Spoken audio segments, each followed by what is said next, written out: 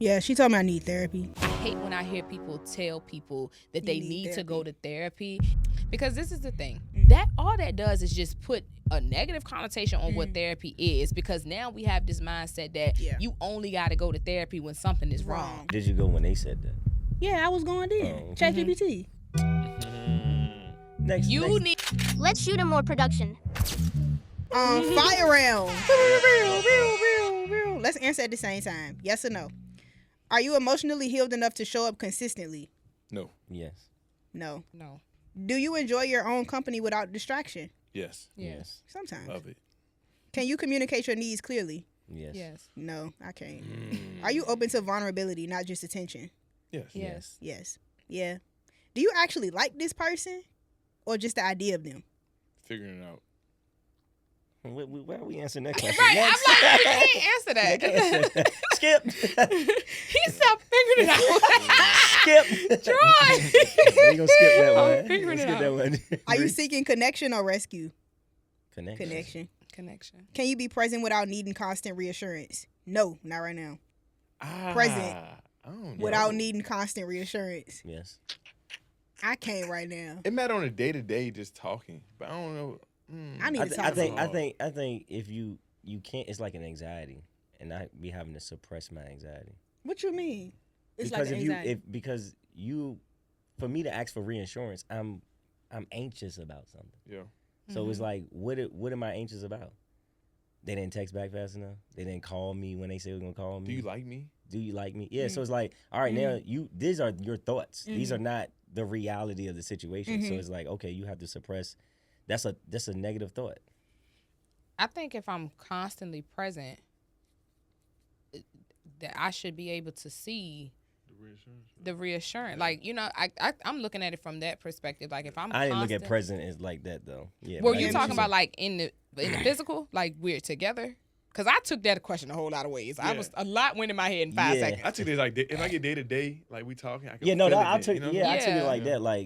Like y'all physically present, or not like in the same space, but like saying present as far as like y'all active. Yeah. Yeah, I was thinking present as in like we dating. Yeah, that's what I'm saying. It's Yeah. dating, and that's We're what I'm dating. saying. Like, yeah, it's like y'all dating. What am I like? If I'm receiving what I'm supposed to be receiving, and we're dating, I shouldn't be anxious about the anxious, reinsurance correct. because the interaction should be Showing the me. reinsurance. Yeah, It okay. should be showing me what it is. That's how I like looked at it. Yeah, my last joint ended because I needed constant reassurance, and it just. Was the person were they reassuring you, or you were just overly needed? I think I overly needed it. Okay. I think I don't think you overly need it. I think Wanted it. what I see from you though, I think that you create narratives, and you create the narratives in your head that you actually turn them into reality. So you tell yourself that is the truth. No, I'm just being real. It's like But she set before expectations we've for even gotten to yeah, a before certain, you already got you saying like and I've dealt with a girl like this, and it'd be like, I didn't show you that, and they'd be like, yeah. Yeah. So if I didn't show you that, but then you believe it, then you told no, I'm just saying, You no, told yourself you no. told yourself because it's Yeah. a trauma. I'm gonna Now tell you're myself it's upset not when true. it's not. It's not Yeah. true. Yeah. You can't love me Yeah. like this. Yeah. You can't like me. Yeah. You can't show up. So Yeah. it's like It's two extremes. It's like either we talk every day and I know you love me, or we talk every that's day what all I'm day. I saying. know you That's love an me, or anxiety, we though. don't talk for 6 hours and I'm questioning whether you still like me or not. yeah. That was but- that specific situation. And that's your guilt too. Guilt? No, I think that's her Nah, abandonment. I No, I don't I think that was mean, I guilt. know, like, for me, as far as, like, when I'm dealing with women, I know what I used to do for real. So you Yeah, project in that that on segment. that. Oh, I want But I'm You know talking what about I'm for her, I think that's more of abandonment. I feel like that's Okay. more Yeah, of a, I would say that. yeah. okay. She's like, well, how could you go 6 hours without talking? Okay, to me? Right. Yeah. Yeah. So that's her own narrative and being like, okay, I'm gonna create something to basically make this make Makes sense. Unintentionally, though. Yeah, unintentionally. But that's what I'm saying. The narrative, what transpires to create those thoughts, though. You make the X. You said what? You make the X in the equation. Yeah, Mm. you are the variable. I mean, we are the variable in every scenario. So for people who have these two extremes, one, if we talking every day, all day, I know, you know, or they know that person love them. If they don't talk for 6 hours, now you questioning, you wondering if this person still likes me, them. So abandonment. how would you clinically see that? So if we're working together, my first thing is going to your attachment style. So we will be working Anxious through that attached. anxious attached, Yeah. fearful avoidant. And so we would work through that, and just going back to much like what I said, going back to the root of that, just working through to see where was the first time that you felt anxious. What is this feeling? What are you afraid of losing? Because a lot of it is that I'm afraid to lose something, or that when I attach to something, this is going to leave and I don't have any control over this. Gotcha. So we would be working through the control. But the first part, we would identify what your attachment style is and where did that come from and where did you learn that from in this space. Got you. Yeah, she told me I need therapy.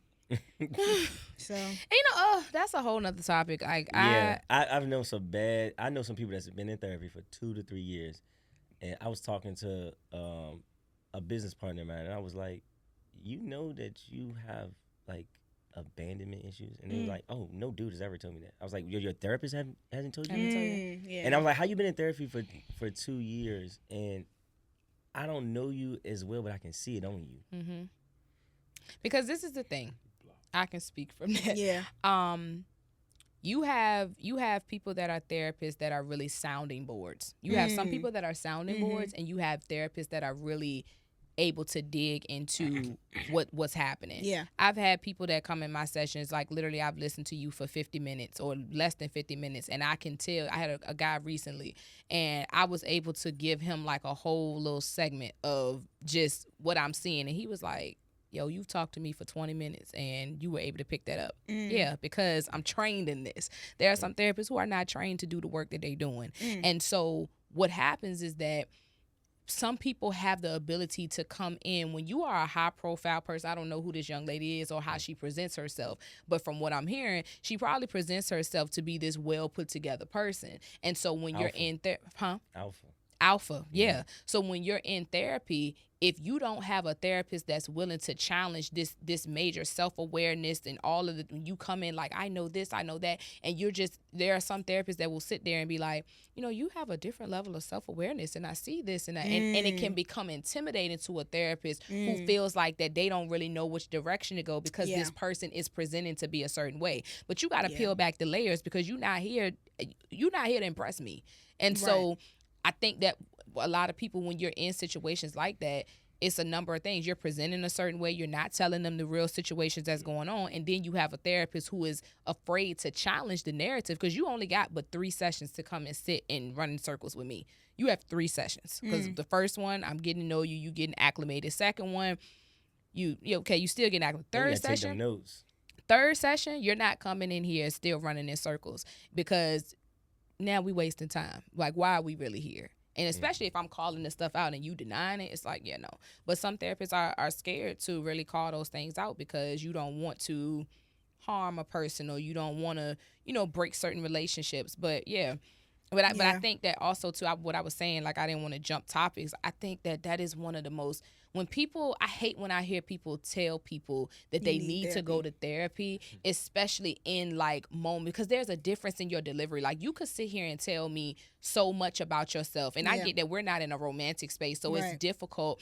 It's difficult, like when you angry sometimes to like control yourself, but it's like, when people throw out to people like you need therapy, that all that does is just put a negative connotation on what therapy is, because now we have this mindset that you only got to go to therapy when something is wrong. I tell my clients all the time, come when stuff going right, because even when things are going right, it still could be levels of anxiousness. It still could be that feeling of like the ball about to drop or whatever. Like, let's process how good things are going because you're not used to that. Sometimes you haven't been used to that. And so it's so disheartening and it's harmful to people who actually may want to go to therapy at some point, or even if they've never thought about it, how you present it to somebody can really turn them to a monster regarding like, no, because you're telling me that I need therapy versus somebody saying like, hey, I'm listening to you. I see your actions. Right. I really think that this could be beneficial for you. And these are some reasons why somebody will be more inclined to want to do that versus you just telling me in the heat of an argument, you need therapy. Yeah. And I can honestly say it wasn't in the heat of an argument. And when I was told that, I agreed because I know I was the one. Did you go? That messed it up. Yes, I go every morning. No, did you go when they said that? Yeah, I was going in. ChatGPT. Need therapy is the next horrible. Topic. Okay. Next topic. I'm not playing with Bree today. I'm just saying. Bree talking about something. She went to therapy. ChatGPT. You did not go to therapy. Y'all man. don't feel like I'm lighter? Like, y'all don't feel like No, I'm different? no. But the thing of it is you're talking to a non-emotional component that's never going to challenge you. Yeah, it's not human for one, because human emotion I don't feel like could be replicated when it comes to AI. That's something that human nature. Like if you see, and not like if you see any like of these AI robot movies, the point of it is you cannot calculate the human emotion. It doesn't have a barrier. Like, so it's kind of like AI couldn't know the extreme of a woman giving birth. It wouldn't know the extreme of a mother grieving. So it's kind of like that extreme is not calculatable. Well, I'm not promoting everybody to go. I feel like it works for some people. Hey, And it works for some. The reason why I go to ChatGPT is because I haven't found a therapist right for me. Jessica can't be my therapist because it's a conflict of interest. My cousin can't be my therapist. So I tried a few different, because she said she would be biased because we're friends. So she would be biased towards certain situations. It's emotional tether. Is what was told to me from HIPAA.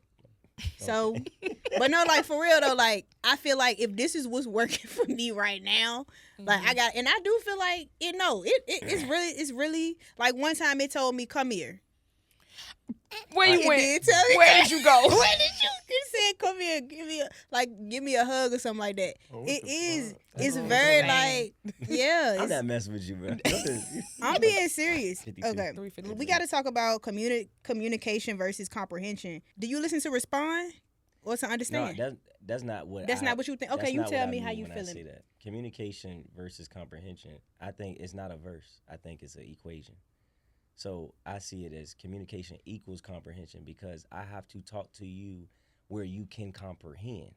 And I feel like sometimes people don't communicate for other people to comprehend. They try to communicate to their own understanding, which doesn't deliver well. So I can't tell you how I am an entrepreneur for you to comprehend how you can be an entrepreneur. I had to speak to you at where you're at, and you got to speak to me where I'm at. That's how I feel about communication versus comprehension. Okay. I thought we were talking about relationships. I mean, even in relationships. So, I mean, we could go back to, and not just putting Jess on the spot, is if I know that this person's at this level of emotional unavailability, how can I say it? Like she said, basically, somebody saying, let's go to, like, you should go to therapy. How can you receive going to therapy where you're going to actually look at it in a positive light? That's the comprehension piece. How's it going to register to that other person is the communication piece. Because it's like, you can say communication versus comprehension, but you can't comprehend if I don't know how to talk to you. Yeah. Right. But I feel like you taking on their issue. No, because I feel like this. You know your partner. We're not the same. We're not the same. None of us communicate the same. Right. That means that none of us going to communicate or comprehend the same. So when you speak to me and I can hear money, I know numbers. But if I talk to you, you receptive to something different. So if I speak to you in numbers and you don't get it, I'm still communicating, but I'm not making sure that you comprehend what I'm saying. Clinically, Jess be telling me stuff and I be like, Jess, you gotta dumb that shit down. Because I like, look, with that, what 1 + 1 ain't equaling 2 when she talking clinical. I be like, Now, all I know we need to do is put this assessment in. You know what I'm saying? So it's like that. I know business. So it's like the communication, you got to speak to me in my level of how I'm going to receive it. Because if you don't do that in relationships, it's like, how do you know that, or how could somebody be vulnerable with you if they don't know like what you saying? Right. You understand my intention? But I don't. Yeah. And I think the flip side of that too, where you can understand, just kind of going back to like alignment and choosing the right person, because if you in your PhD level and you trying to have a conversation with somebody that's still in high school, you can be communicating in the best way, the most clearest way, but if y'all not in alignment, if y'all not on the same level, it's going to always clash, because you are doing all that you can do, but this person is just simply not there. See, my mind don't even go towards. I have a perfect world mentality, and which is really bad. Yeah. But like a conversation like this, I'm like, why wouldn't somebody understand what I'm saying? Like I don't even Where you are. comprehend. I mean, when you're talking about emotions and a love, I think communication can be skewed by the comprehension. Because y'all could be like, I got boundaries with you, right? And then you might perceive my boundaries as rejection because of how I maybe communicated with you where it wasn't clear to your level of understanding. Right. So now I gotta basically, and not saying, I don't feel like it's dumbing down, especially when we talk about relationships. If this is the person that you want to do life with, you should be able to be like, listen, I understand your trauma and where you at and how you could be growing into that person, but you might not be there yet. So my level of expertise might be a little different, and that it just goes vice versa. It's not to say you got a hierarchy over somebody. It's just that we learn differently. Yeah. I know I got to talk to LJ differently than I got to talk to, it's just, I think it's a levels. It's levels to everything. Yeah. And our generation set standards of what communication and effort is. Yeah. You know what I'm saying? Like a girl be like, you ain't planning enough pressure. I'm like, I did all these things, which is in my realm of what I think is effort. But them is like, you ain't do enough for real. You know but I guess where I'm hitting the wall is that like I feel like it can't all be communicated. I feel like we don't communicate about it. I mean, a prime example, you can say communicate about it, but it's like what comes on the news, you see that, or what comes in politics, it was communicated, but we see that there's different perspectives on that communication based on what's said. The Bible, we see that if you don't have the right pastor that's pastoring in your life for your spiritual journey, you might not be communicated it properly so you can comprehend how to direct your life. So it's like that they play both hand in hand. That's why I say I don't feel like it's a versus. I feel like it's a conjunction. Yeah. Because it's like if I know Vernon's saying this, this, and this, and we trying to apply it to our life, and then I'm like, he didn't hit, like we know when we have guest pastors, and I'd be and it'd be the same topic, and I'd be like, or of the same series, and I'd be like, I ain't receive that. You ain't receive it. I ain't receive it because it's like it wasn't communicated properly for me to comprehend. I get that. I have this conversation often with people about communication because I'm like, why y'all ain't just say? Because I feel like I'm gonna take the initiative to seek my own communication. If you say something that I don't understand, I'm gonna tell you for one in that moment that I don't understand, and if it's not aligned, then I'm just like, we can't work together. But some people don't know how to do the first part, the communication. Exactly, that's what I'm saying. This can be fixed with understanding right then and there. Like, we not aligned. Like I can't listen to another pastor other than a guy out of Birmingham. But that's what I'm saying. You know what I'm saying? So that one person speaks to your comprehension. Yeah. The other ones don't. And then some people don't have patience for real. Because I'd be like, I'm trying to get what you're saying. Like, they'd be like, how you don't understand what I'm saying? You know what I'm saying? Yeah. And that throw everything out. Everybody like, because now you're trying to push your thought on me. Yeah. I can't. It's not gonna be received. That makes sense. All right, y'all. Well, listen, this has been amazing. Do y'all have any final thoughts y'all want to get to people? One word or one sentence. But we also need to get. Say both. One word or one sentence. He already got his saying. He ready to come out with his saying. I was thinking of something. Well, since we're doing sentences now, I'm gonna say something that I said. Why you say it like that for? Huh? Why you say it like that for? Why you say it like that for though? We ain't been doing sentences. Well, you've been doing sentences. All right. Say that then. Okay. Well, since Troy has opened the door to do sentences now, communication. I said something. Yes, I said something on my story the other day that I want to. What the? You want Dabo too? I said something on my story that hit. Mm-hmm. When you go to a corporate building, right, at night the lights go be off. You feel me? But every corporate building has an exit sign. Mm-hmm. By law, the exit sign has to have their own battery so that if the lights go off, you got to be able to see your way out. Yeah. What I'm saying is, you're not stuck, you staying. You feel me? You're not stuck, you staying. Because it's always a way out. And I'm very sensitive to domestic violence situations, things like that. I'm talking specifically about if you know you in a place that's not serving you. Whether it's a job, any type of ship, friendship, relationship, spaceship, partnership, mentorship, leadership, whatever ship that you're in or a job that's not serving you, it's a way out. It all depends on who you serve. You know what I'm saying? Because the path is there for you. The exit sign been there the whole time. You just got to get up the strength. But it's painful. It's painful to go through that sign because, oh, man, I done put X amount of years into this. I done put X amount of emotions into this. But that goes back to what you were saying, too, Lamar, doors. It's a door right there. A lot of people see that exit as a period, not a comma. When you go out that door, don't think of it as an exit. It's another entrance. So that's what I'm going to say. You're not stuck, you stand. You cooked it up. You cooked it up. You see, that's why I said that we saying sentences. I said it. Yeah, I think that was They gonna good. get it. They gonna receive that better. I'm dead. I Truly. receive Truly. everything that you just said. Yeah. Mm. I'm gonna just play off yours though. Like you were saying, fight your demons. I Mm. think that's the main thing people gotta learn to overcome with, like sitting in that. Take that time just to really evaluate everything you've been through. A lot of time we run to liquor, we run Yeah. to sex, we run to clubs, we run to partying to run away from our demons for real. Like once you start finding your demons, you start accomplishing your goals because you becoming a stronger version of yourself. You know what I'm saying? The person you are under the influence is not who you truly meant to be. That's just you with makeup on. You know what I'm saying? You're not getting better. You're not getting stronger. You just you doggy pedaling. You know what I'm saying? You surviving at the time. But if you want to like prosper instead of survive, you got to fight what's holding you back for real. You know what I'm saying? Also follow my channel on Instagram, 2026. Put the bottle down and the Layover Club. We stopping drinking and we traveling. Yeah, that's what I'm I on. know that's right. Period. The Layover Club is new. Right? That's a new You one. going? You're not All I going? got, yeah. No. Go ahead. All I got is cry. Cry as long as it hurt, as long as you need to. It is not a sign of weakness. It's release. Mm. It's strength. Yeah. And you got your brothers here. Yeah. Y'all getting on my You nerves. know what I'm saying? don't make me bring the old no. Hey, I'm dead. And this big bro right here, you feel I'ma me? say- Y'all gotta stop. I'm gonna say forgiveness unlocks conviction. Ooh.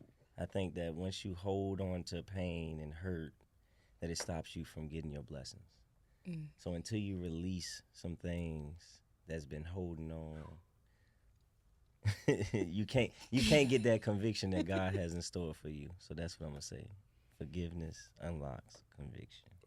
We I gotta love us. I love us. I'm about to say. for real, You gotta be like the bigger I person, love bro. us. you got. We gotta be gotta. Oh, the you bigger gotta be person. the bigger person. You gotta be the bigger person. Definitely. That's what it means.